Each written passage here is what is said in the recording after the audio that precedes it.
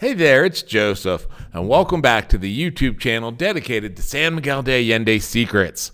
And today we're going to be talking about how to read a painting. As always, in the descriptive box below, there are links to various websites with additional information, including one that'll take you out to Amazon.com that has all the best-selling books in the San Miguel de Allende Secrets series for sale. In the past, painters drew images and codes from a vast repertoire of symbols that their predecessors had used.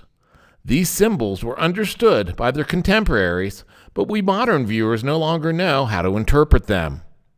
Symbols and icons are an integral part of the artwork structure, whether it's a painting, tombstone, or statue.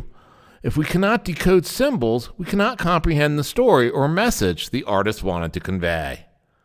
The conquering Spanish reorganized the major symbolic codes of the indigenous into a theological conception of the world, imposing a clear dichotomy between the principles of good and evil, according to the Church. Principal figures were assigned their proper place: Christ, the Virgin, angels, and saints on the one hand, the devil and his minions on the other. Colonial-era Mexican art is rich in symbols drawn from the indigenous past, some immediately accessible to our contemporary minds, while others have become inscrutable with the passing of time. For example, until recently, when it was pointed out to me by the director of tourism for Guanajuato, I hadn't realized certain church paintings are displayed in a way as to guide the indigenous viewer's eye line up with the arrival of the sunrise's rays from a nearby window, lighting the way on how good deeds, like those done by saints, will literally lead one up into heaven with Jesus and his mother. The symbolic images of the 15th and 16th centuries were profoundly influenced by Spain in their own invasion by the Moors. During the 17th century, much of the iconographic repertoire that was collected in a series of tristes and dictionaries, the artists used to help them give clear and efficient expressions. For example, St. Nicholas is always displayed next to three nude little boys he saved from a serial-killing butcher. You'll see him there on the left. Anytime you see a man by three little boys that are nude, you, the viewer, instantly knew you were looking at St. Nicholas.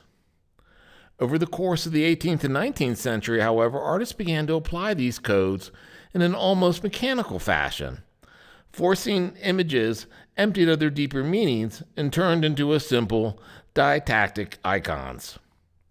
For example, few foreigners can grasp exactly who everyone is on display on the front of the Temple of St. Francis here in town, pictured there to your right, as few grasp their icons, much less the deeper meanings on constant display. The visionary paintings of the mid-20th century brought together figures and meanings drawn from the artist's imagination and the unconscious, like in the works of Frida Kahlo. Being able to read hidden messages and decipher icons unlocks the complexity of individual works, making them far more enjoyable to the viewer. Understanding a Diego Rivera mural, or the three parts of a tableau like the one with the octopus there, offers a viewer the opportunity to deepen their knowledge of this fascinating world, so rich in exciting surprises. As always, feel free to click the subscribe button below, and you'll get automatic notifications of new videos as they're released here on the YouTube channel dedicated to San Miguel de Allende secrets.